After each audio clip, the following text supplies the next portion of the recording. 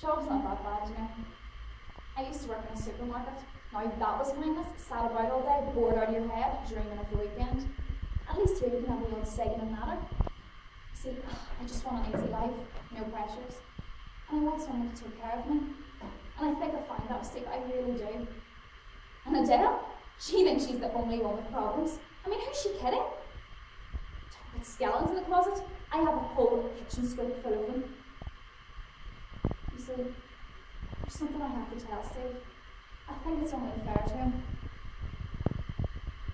When I was 16, I went to this tacky bar with my mates, and I thought it was awesome. It had this awful painting of the Manhattan skyline right around the walls, and a drawing of the Statue of Liberty, which was about 9 times too big, and it stuck up from behind a skyscraper. The New York bar. What? I thought it was great. And I met a bloke there. Pete, he was a barman. He was a lot older than me and really good looking. We had a brilliant time, a lot of laughs, and I was still a virgin. He didn't force me to sleep with him, but I just fancied him that much that I thought it was the most exciting thing ever, and I just couldn't help myself. But I wasn't stupid. I did try to get on the pill, but I had jaundice when I was a kid, so I ended up with a cap, and I'm not kidding, they're a right pain in the neck.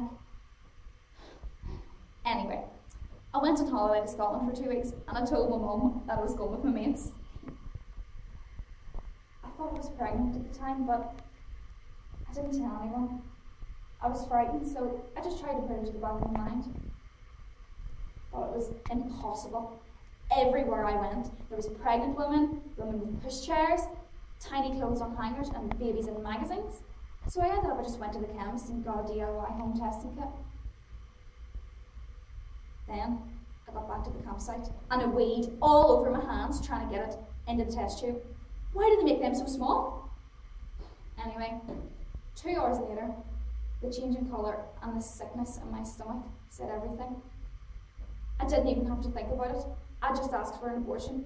I mean, neither Pete or me, we didn't want anything that would tie us together for the rest of our lives. It was a big responsibility. And what did my mum say? And my friends from the YTS?